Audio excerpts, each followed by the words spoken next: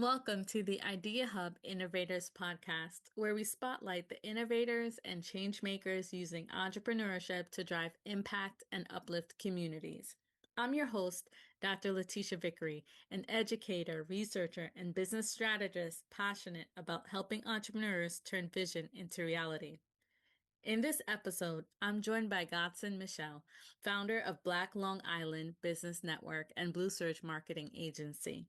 From turning a sneaker hustle into a $1 million e-commerce success to being named a 2024 Top 50 Black Marketer, Godson has become a force in growth marketing and community empowerment.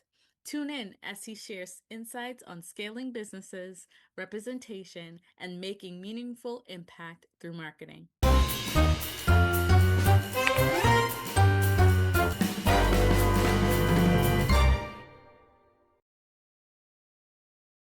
Welcome back for another episode of the podcast. With me today is Godson Michel, president of Blue Surge Marketing Agency. All right, and tell us about Blue Surge. What does the company do? Absolutely. So Blue Surge is a strategic digital marketing and website development company. So what we do is work with small to mid-sized businesses in the area, as well as government agencies, helping them with everything from social media management, media buying, website development. The way I like to describe it is we make businesses go boom. So for us, it's always important just to be able to work with our clients, our vendors, and really find ways to, find out what works in the digital market today and be able to help clients and businesses be able to grow and leverage all the different digital platforms that exist. Yeah. And for those of you who are listening, the reason I laughed is because I was giving Stargirl energy and I'm, making the boom sign with my hands. I love that tagline. I think it's catchy, it's appropriate. And I also love that right now your company is doing the marketing work for this podcast. Yes, we are. Yes, we are. Right. So I really do see that as one of the ways that you're able to take your talent and the work of the company and invest back into the community. Yep. And so why don't we talk about that? What kind of impact are you hoping to have with the business? So I think for me, when I just think about my own background and my context in terms of how I got started and thinking about impact, for me, I grew up Haitian kid, 9 people, 1 bedroom, like the whole boohoo immigrant sad story, whatever the case may be. So community work has always been super pivotal to the work that I do with my business.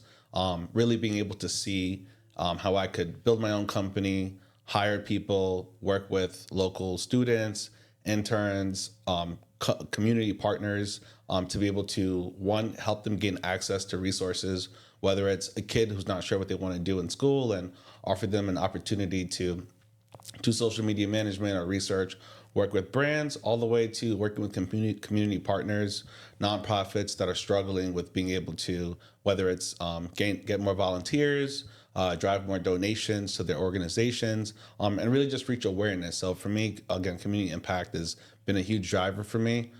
In terms of us starting the agency, my first client actually was a local organization, Urban League, which I'm sure you're familiar with, which does a lot of civic advocacy work. And they gave us our first start in terms of being able to do marketing and build their website. And then from there, it just kind of took off life on its own, being able to, again, tap into the people that are local. Like, again, we live here on Long Island. We all work and want to grow and thrive here. So being able to make sure that local companies and nonprofits have the resources and tools that they need to get their message out is super important to me. Yeah, and important to our local ecosystem, right? We have so many great companies, so many great organizations doing wonderful things, but really struggling to tap into the markets that they need. Yep. So I'm going to go back a little bit, right? You talked about your humble but bountiful beginnings. Bountiful indeed. Right? Humble but bountiful beginnings that led you to where you are now, right? Yep. Let's dig a little bit deeper into that, because I believe that there are people on this call who can also relate to the beginning stages of your journey and how you transitioned into being an entrepreneur. Absolutely. So again, started off, again, my family came to this country. I was actually born here, but my family only moved to this country about a year or two before I was born. Always a great student. I wanted to go to school to become a physician assistant, actually. So my background in entrepreneurship is very unconventional, like a lot of people's, I think. And what happened was I was in school. I was actually going to Toro College in Bayshore, which technically doesn't exist in the Bayshore campus anymore. And again, great 4.0 student, but I could not afford textbooks. Like I was working minimum wage, making what, $7.25 an hour, struggling, whatever the case may be.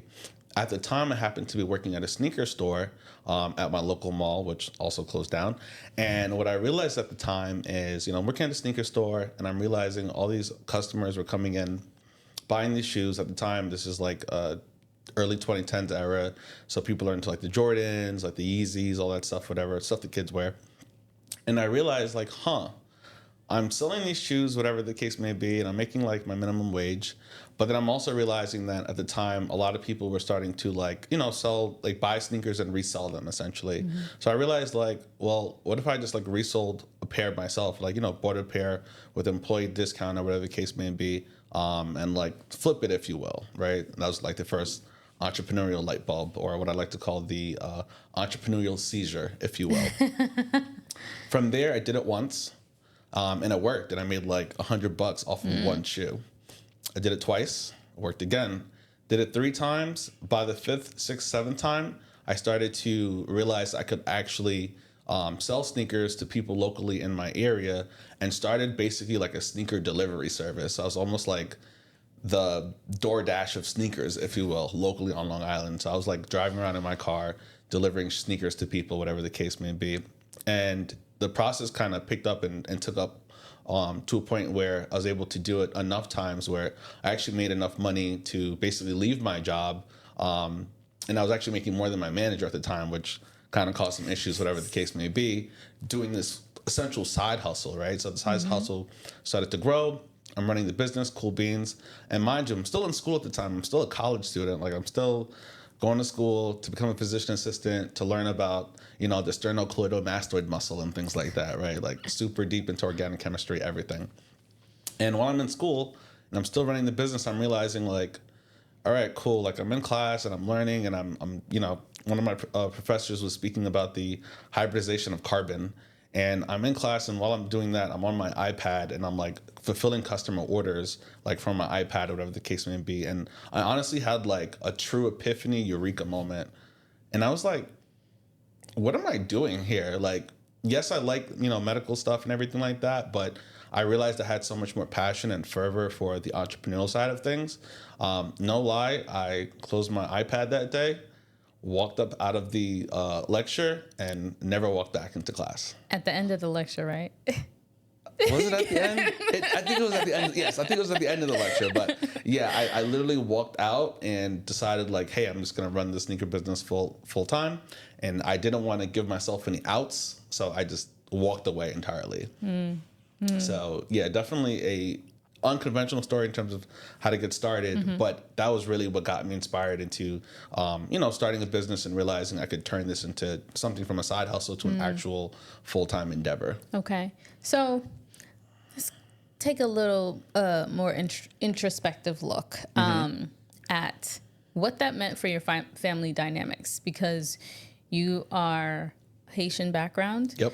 Which means that you're supposed to be a doctor, lawyer, or engineer. Right. So how did they embrace this change? I don't think they did. And by don't, my mom was like, what? And, and I think for her, again, at the time, this is like early 2010s, I was doing e-commerce essentially, right? So I was like getting sneakers, shipping out orders to customers in different countries, in different cities. So there's no physical storefront at this point. So my mom doesn't believe it's a real business. She does, however, see that the mailman would come to my house, not just every day to like pick up regular mail, but it got to a point where I started to have so much volume that the local post office had to send like a separate mailman person to come to pick up my packages only. Wow. Because they weren't able to fit them like in the truck as part of the main route. And I think from doing that, and then I, made like a luxury splurge purchase. I bought like a Benz or whatever. My mom, I think she kind of was like, oh, this is like real or whatever. She was still very disappointed, by the way. So like, this is just to say to everyone, I'll look into the camera. your family and parents might not always support your dreams, but you have to have the internal desire to continue, Yes. even if other Yes. people don't believe in it. Yep. Yep.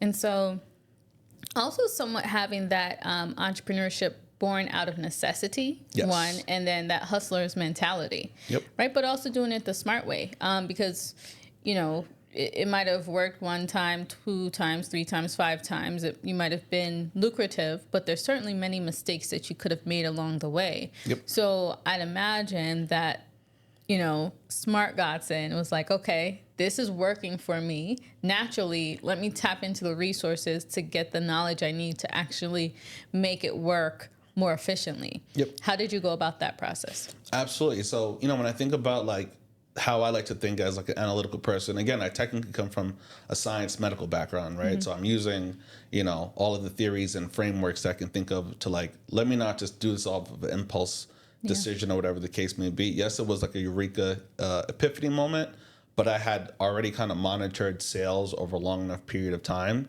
to realize I hit a threshold where I was like, okay, the money and revenue, net profit, not gross, that I was making was starting to equal out to what my salary as a physician assistant was supposed to be. So I was like, I'm going to take out another, let's say I think it was like $100,000 in student loans to make what I'm technically supposed to make, or do I kind of like restructure this into like reinvesting into the business? So I used a lot of analytical thinking to do that, and also in terms of accessing resources. I was always, again, a huge sponge. So again, using like my, you know, desire to always study in medical stuff to, you know, flip it into entrepreneurial stuff. So listening and watching podcasts just like this one, being able to read a lot of books, you know, everything from the common, you know, Think and Grow Rich to Rich Dad, Poor Dad, et cetera, whatever the case may be, all the way up to, you know, much more advanced stuff with like Warren Buffett, Benjamin Graham, the Intelligent Investor, things like that. And then, of course, my favorite, which everyone laughs, YouTube University. I was a great student. I still am a student.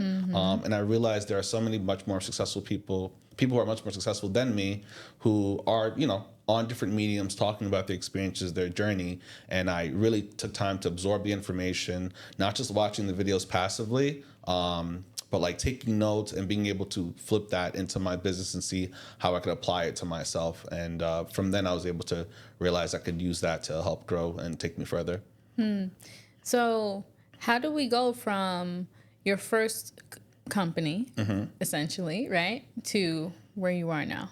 Yes, so that is a great question. Everyone always asks, like, wait, so are you still running the sneaker business, or like, what, you know, what happened with that? So, in a nutshell, while I was running the sneaker business, again, I think due to pressures of my family and my mom's kind of like, is this a real business, whatever the case may be? And a lot of people were like telling me like, oh, you should open up a physical storefront or whatever the case may be. You know, I eventually got tempted and got the itch to like, okay, let me open up a storefront. So I actually ended up getting a store local on Main Street in Freeport on Long Island in Nassau County. So opened up a storefront there. From then I started to also sell clothes and kind of build out the store outside of just sneakers as a whole. While I was there, though, as you can imagine, again, I was still a college age student. You know, I'd be going to open up the store in the morning, whatever the case may be, and I'd be on Main Street and other local store business owners would be walking by and like they'd see this kid sitting down like in the store and they'd be like, who are you? Like, you know, this, like you're always here. Like, is this your dad's store? And I'm like, no, this is my thing or whatever. So they used to honestly like press me like, how did you do this? And I, you know, I showed them my Instagram with like my followers or whatever the case may be, and they were like just so confused and perplexed as to how I was able to do it. And I was like, well, I guess I'm good at marketing. And that kind of became like the next light bulb, where they were like, hey, like, well, if you're so good at it, can you do mine? So, you know, basically, long story short, I had enough people who came to me as business owners locally who wanted me to do their marketing that I kind of realized, again, especially as someone who didn't start out to open up a storefront, I kind of realized I actually enjoyed marketing more. While I do still have a love and passion for retail, and ironically, most of my marketing work is with e-commerce companies, I realized I like the ability to offer services and be able to work and talk with people, again, community level and stuff like that versus just selling products. And I decided to actually pivot into marketing. I ended up going ahead and working on my own to a point where I was able to have enough clients to start hiring and building a team. And then I decided to launch it into a full-blown agency. And Blue Surge Marketing Agency is where we are today. I ended up closing down the store, and I have been doing marketing ever since. All right. Wonderful transition. Mm-hmm. Now, for marketing companies, COVID actually was a place where you saw how well positioned you might have been, right, during COVID, Yep. because every business was switching and pivoting, trying to think through how can I take advantage of people being at home Yep. and having to figure out, well, if I had a brick and mortar modality, how do I take advantage of finding my market in other ways?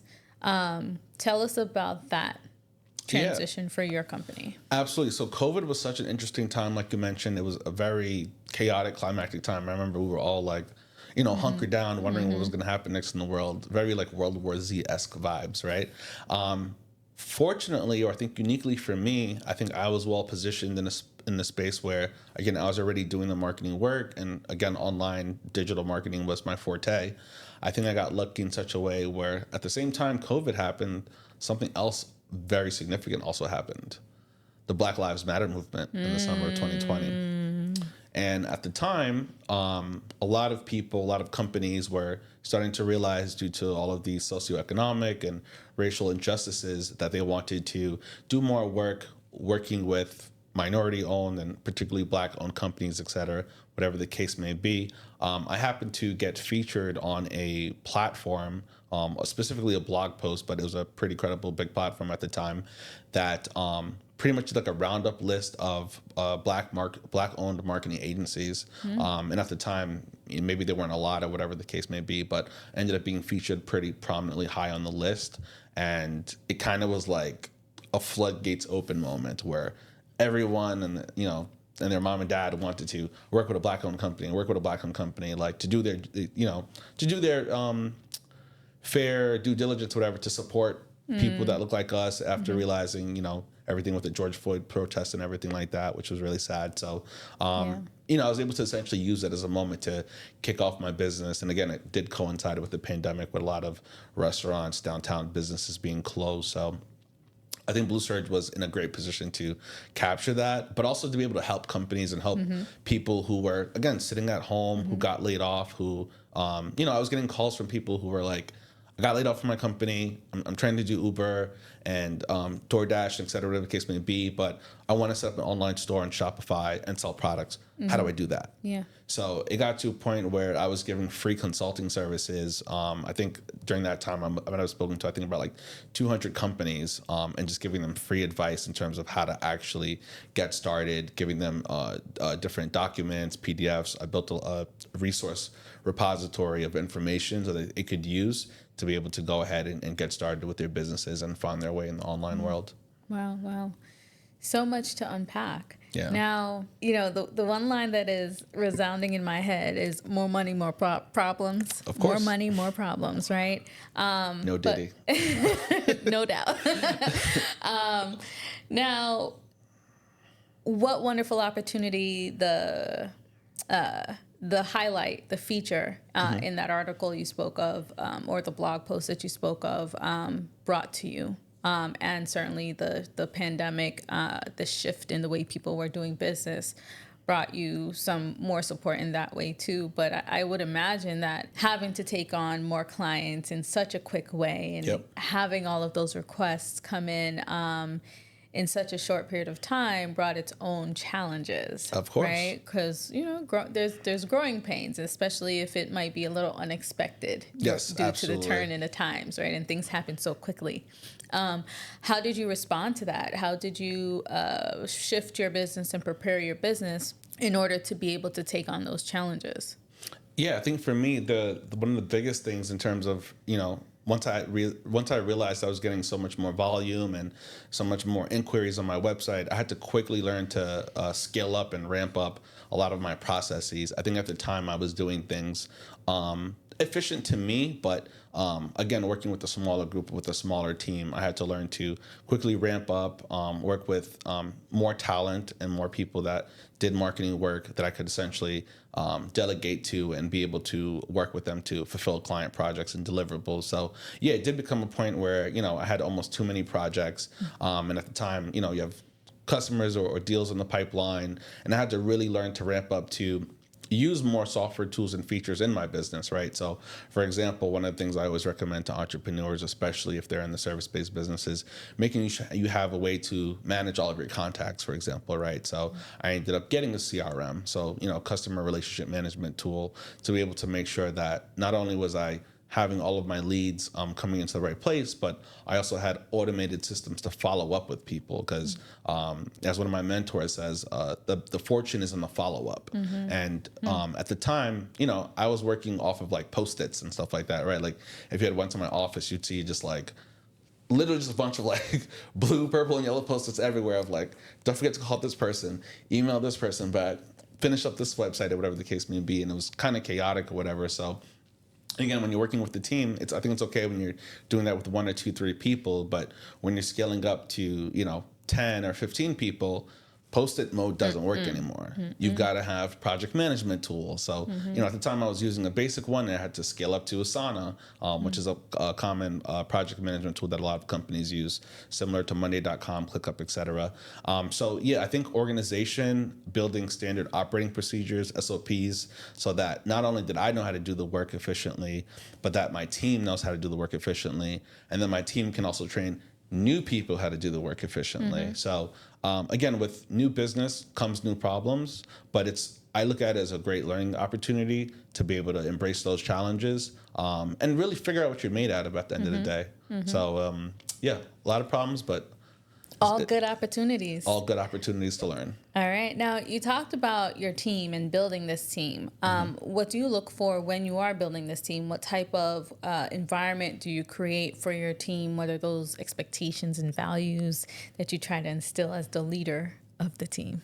Absolutely. So I think for me, when I think about working with team members, specifically in a service-based industry of business, one of the things you're looking for, that I'm particularly looking for, is one, transparency, right? I think whether you're working with contractors that are based here or overseas in another country, whatever the case may be, you want to have a good idea of what that person's story is, what their history is. They may be an expert in one thing, but they might not be transparent about not being expert in another thing, right? So I think for me, I'm always looking for someone that can kind of lay it down flat and tell me what exactly they have going on, so I can work with those adjustments and kind of build that into what I'm building on my team. 2, communication. Again, we're talking about service industries, like communication. If there's one thing I learned during that ramp up era, during that 2010 to 2011 period, I realized, it got to a point where being able to deliver good work was always important. It was always the number one thing. But I found that clients sometimes value the communication even more. So, I got to a point where I would like sometimes deliver great work, but I wasn't, communicating with clients on like how when the work was coming out, or letting them know like, oh, hey, your website's, at this stage and point, whatever the case may be. And I realized that being able to make sure that I had team members, account managers that were communicating with the clients on a consistent basis, scheduling weekly meetings, et cetera, was super important to making sure that the clients felt good about where their project was, and then we internally felt good about what we were looking on. And then the third thing I think is, of course, is just, technical expertise, right? We talk about digital space, and there's so many ways, sometimes I'll talk to people and they say like, oh, hey, I do marketing. And it's like, what kind of marketing? They say I do all kinds of marketing. I'm like, well, that's not specific enough, right? We have digital, brand, web, PPC, media buying, social, analytics, mobile attribution. There's so many different verticals, and that's just on the digital side. We're not even talking about offline, traditional radio, TV, etc. It's important that you're working with someone that knows their stuff, and is ideally an expert in their domain. Okay. So always being able to have people that know their stuff, and ideally if they're well-rounded enough to tackle on other projects, is always a bonus too. Okay. So transparency, communication, technical expertise, that's how we build our team. Now, what values are you instilling into that team? What's your company's core values? I think our company core value is definitely going to be optimization, and it's funny. It's when we talk about company values, I think when we talk about leadership teams and executives, those values are usually what you have internally. So even before I became an entrepreneur, I've always had this concept of optimization, and to me, it's about I like to call it just getting 1% better every day. And I know people say that as like a cliche and the self-help development space, but I truly, truly believe there's something beautiful about not knowing something and then realizing and identifying like, hey, there's a gap or weakness here, and then taking the time and due diligence to go ahead and figure out how to solve it. Yeah. And every day when I wake up, whether it's something on marketing or like, I just recently purchased a house about 2 years ago. I was like the worst non-builder person you could think. I can't even use the words properly, right? Like, I can build you a website. I could not build this like mic stand. This would take me like 4 hours. No lie. I built my first computer chair. It took me about 3 hours. It was a 2-piece set that I got from Staples. It took me like 2-3 hours to build it. I built it backwards. The chair was backwards. I had to deassemble the chair and rebuild it. We're not all talented at everything. No, but in that weakness, again, same thing with myself personally and with my team, I learned to figure those things out. I bought a tool set and I tried to read more articles and blogs on like how to build things. Again, YouTube University, like, hey, how do I build stuff? And I apply that same principle to my company with my team, where it's like, hey guys, we may not know something or whatever the case may be. I empower my team. I give them time to go ahead and increase their knowledge, whether it's getting more technical certifications, going to webinars. I make sure I attend conferences to be able to learn, not just from people like myself, but other industry experts, and people who are also not in my particular domain expertise, just to kind of get a better idea of what's going on out there. Yeah. So really treating your team as the end, not the means to the end. Correct. Right. Which I think is so valuable and leads to better retention. Yes. Because they feel like you're invested in them and their careers and their journeys for the long term, not just to get this project done. Right. Right. And so that's amazing. That's wonderful. And it's funny you say that the core values of a company comes from what's already naturally within a person. I literally just said this to someone yesterday. And so, yeah, I agree. I definitely believe that. And the core values are the thing that connects the actions of the people in the company and external to the company, right? The clientele you're pursuing, the communities that you're working within. And Lord, we know that so many communities and spaces can benefit from that level of optimization. So what is it that you hope to bring? What kind of impact do you want to have? What's that sort of stamp, long-term stamp that you want to leave? I sometimes change and waver in terms of thinking like, what is my long-term end goal or stamp? But I think if I could say it as succinctly as possible, without saying some grandiose statement like I want to leave the world in a better place than how it got here, which is true. But I think I ideally want to be known and as a true thought leader, expert in my field. And I say that from a standpoint of knowing that, again, what I do is very broad in terms of marketing. There are a lot of great marketers out there, a lot of great agency people. I was just listed on a list of top 50 marketers, Black marketers in 2024, by the way. But I do want to be able to make sure that I'm paving a way where I can be a leader in my space and also bring in that next generation behind me. Because again, growing up as the child of 2 Haitian immigrants, my dad was a farmer, my mom was a seamstress. Like it was what it was. I wasn't allotted those options to do something like marketing, right? So I want to be able to instill and make sure that whether it's people that look like me or don't, have those options and see that there's lots of ways to generate revenue. I started off with flipping Jordans. I grew up a Payless kid. I had no business. I didn't buy my first pair of Jordans until after I started my sneaker business.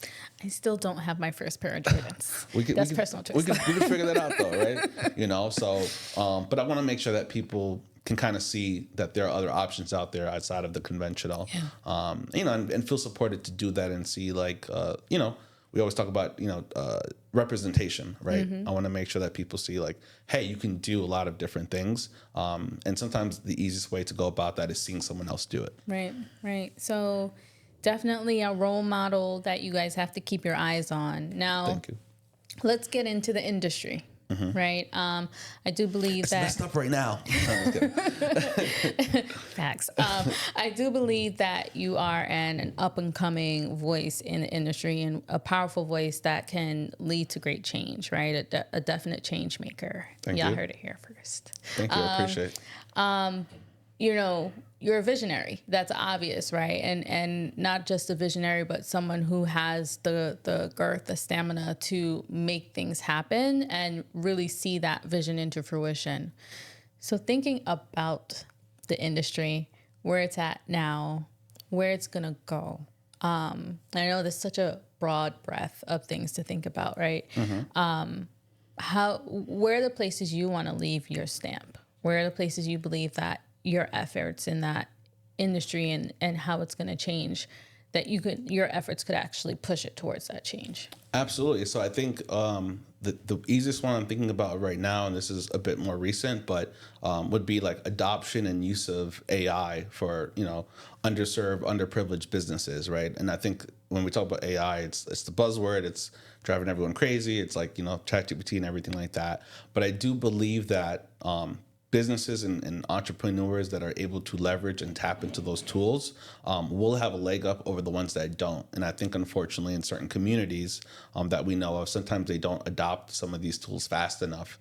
And then it creates a larger gap than there already should exist, right? So I believe in being able to use these tools to go ahead and improve our lives, improve our companies, improve our businesses, and improve the world around us as a whole. So I definitely am super heavily invested into the AI space. One of my clients that I'm currently working with is actually another AI ads agency. So being able to work with them has been great, from being able to use a lot of the infrastructure and data tools that they have, soaking that knowledge, and then hopefully being able to disseminate that and share that with my community and telling them, hey, like, you might be a team of only 3 or 4 people, but if you can use these tools the right way, you're like a team of 10 or 12 more. And it'll be a way to save cost and at the same time be able to grow further. Awesome. Now that your impact in the industry, where do you see it going in the next few years, the next 5-10 years out? What's going to happen that companies like yourself should be preparing for? Oh, of course. I mean, well, like I said, the first one I'll start off is, again, the AI. It's rapidly changing. I mean, I'm sure everyone at this point has tested out ChatGPT. I mean, by the time you see this interview, Apple will release Apple Intelligence on iOS 18. And that's going to be changing even how we send emails or messages to people. It's funny, on your actual email signature, you have a little blurb that says, like, please excuse any typos this is sent from a mobile device. You won't need that anymore, technically, right, once Apple Intelligence drops. So I think, when we think about what's going on with the industry, again, the AI is going to be a big driving component to privacy. And again, this is something I think Apple is doing a good job at, in terms of making sure that consumers have the right to, see how their data is being used. I've had so many conversations with friends. We've all had them where it's like, you'll have a conversation with someone, and then like 10 minutes later, you'll see an ad on your phone, and it's like, oh my God, my phone's listening to me, right?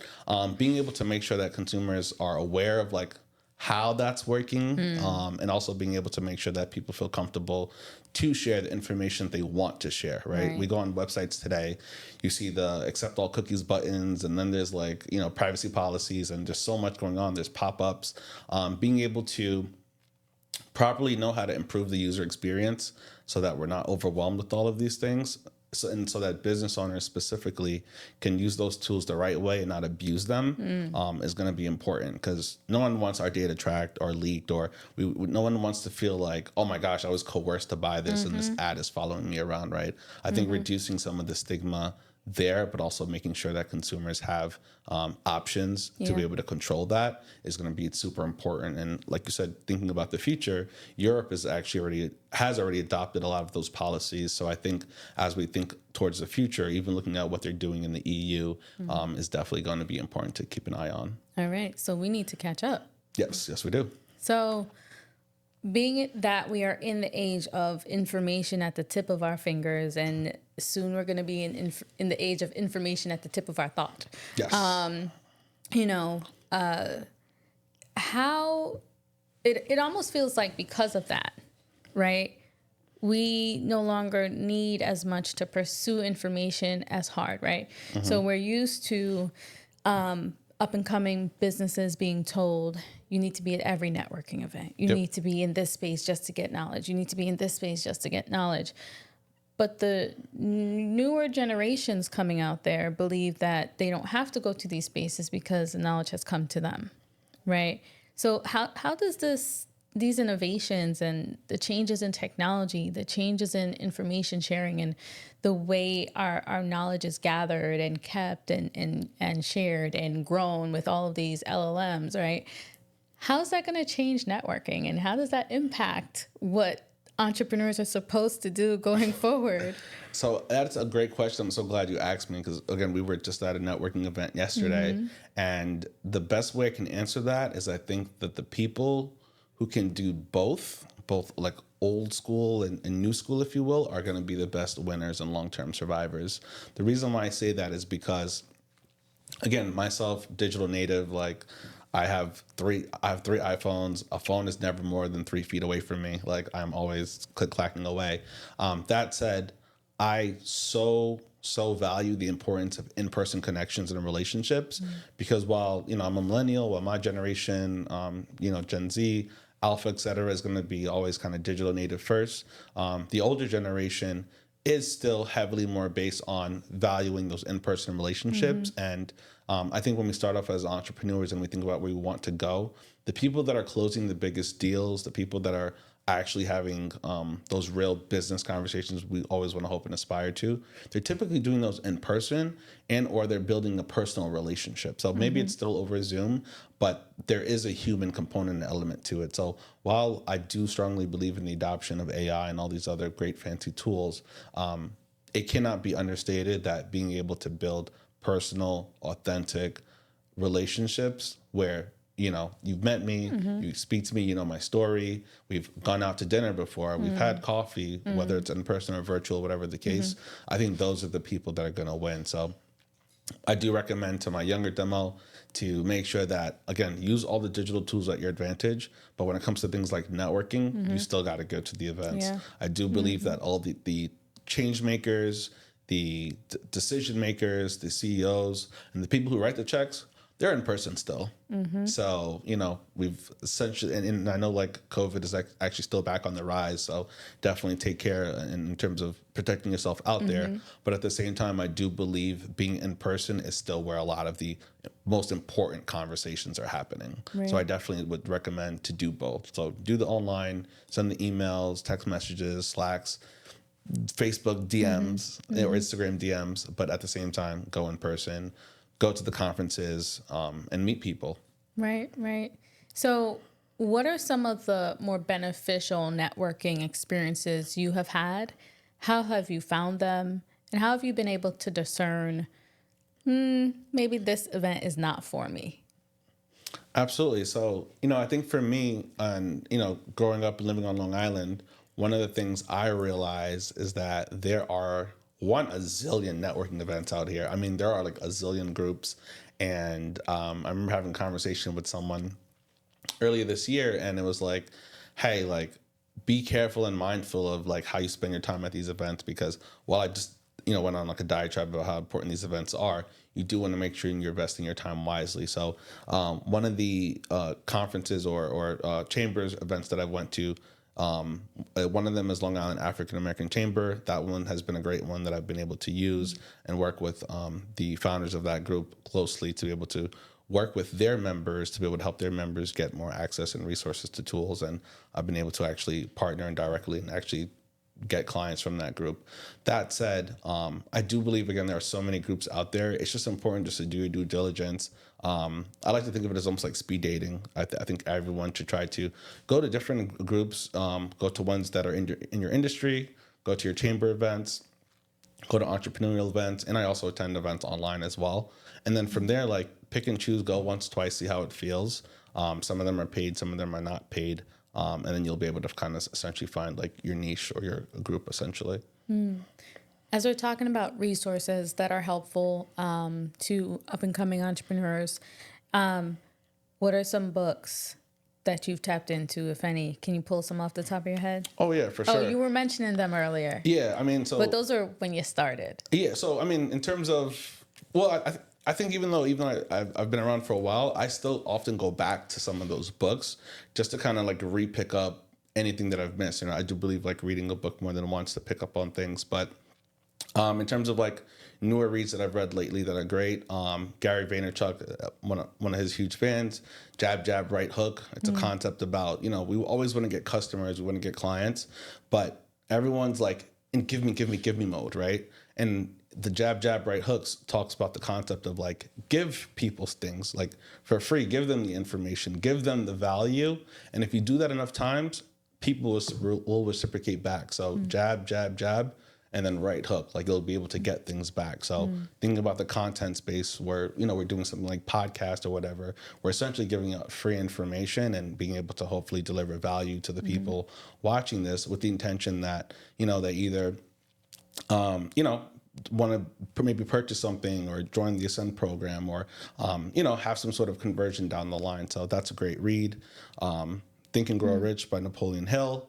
One of my favorites, The E-Myth by Michael Gerber, a great read. There's a term I used earlier in this episode called the entrepreneurial seizure. I actually got it from that book. And I think sometimes people get a little like shocked when I mention this book specifically because it's basically a book that tells you like, you probably won't make it as an entrepreneur. And I think that's sometimes scary for people to think about the concept because we do want to have these grandiose ideas about like, I'm going to start my business and make $1 million and stuff like that. But the book really asks you to think deep within yourself. Why do you want to start this? Do you want to start this because like, you want to start your bakery because your grandma used to bake cookies when you were little and like, maybe something happened and she's not around anymore. So you want to honor her. And that's great and that's noble. And I actually know some people started businesses like that who are successful. But that's not an actual business plan. That's not an actual business model. Sometimes when you start businesses with so much passion, you're not doing the technical administrative side, you can kind of, miss the forest for the trees, if you will, and kind of not realize some of the more technical things of how to operate and run a business and things like that. So The E-Myth, Michael Gerber. If you're going to think about starting a business, read it. And if you're running one, read it again because you'll realize if this is still a good thing for you to do. Yeah. Another podcast guest also mentioned that they were currently reading that book too. Yeah. Oh, wow. That's amazing. So I'm going to get it. I'm going to start reading. It's a good book. Now we're winding down, right? You shared so much information, so many great gems along the way. Anything else? Here's some things I wish I knew when I was getting started in this process. Yeah, rapid fire. I'll give you 3 off the top of my head. Pay your taxes. Always pay your taxes. Without going into any details, of course. Being able to make sure that you have a solid accountant, a CPA, a bookkeeper, super important. I'm a big fan of Dave Ramsey, and one of my favorite quotes from him is, "You cannot out-earn stupid." And I had to learn that the hard way in terms of making sure that, yes, you're bringing money in. It feels so good. It feels so good. But if you're not managing your outflow and expenses, it will disappear faster than you can believe. 2, legal representation. Again, I know people talk about how lawyers are so expensive, but there are lots of resources and online tools and ways to be able to get versions of legal representation. And there are lawyers that are on contract that do like pro bono work, et cetera, that can kind of help you. And then 3, third thing that I wish I knew is I think the concept of like support. I think you have to find your tribe. I think, again, depending on different people, different communities, you might be hoping that your friends and family support you. And that's a noble thing, but they're not your customers. So I'm definitely a big believer in find your group, find your audience, find other like-minded entrepreneurs. Don't just focus on trying to sell your friends and family because they're usually probably not your customers. So those would be the 3 things I would say that I wish I knew before. I definitely know now. Hi, IRS. And at the same time, I'm happy that to always continue to share more information and help other people that are looking for good information on how to start and run their business. Yeah, so accept that Uncle Sam is a part of your family. He is. Hey, Grady. He is. Partners. What kinds of partners are you looking for with your company? Absolutely. Of course, media production teams. So being able to always partner with individuals that are great behind a camera and in front of a camera, like yourself, amazing. We totally have to talk after this, by the way. Creatives. So again, people that can do creative work, whether it's not just producing videos, but graphics, always important. And then three, if I had to say, partners, just people that are able to operate well in terms of being able to run a business. And what I mean by that specifically is, I think there's sometimes as business owners an idea where we want to hyper focus on our industries, but I'm such a big believer in talking to other people who do nothing similar to what I do, but who also are running businesses to see how I can improve my operations. Right? I think a lot of the most successful businesses don't just grow within their industry, but they learn from other verticals. So I'm a big believer in just having conversations like, oh, you run like a pet keeping business, like let's talk. I'd love to learn how what are your profit margins, how do you operate, and being able to learn and glean from those people. Yeah, and those are where the sparks come. Yep. The Absolutely. Unexpected sparks that really blossom into something beautiful. So how can people find you?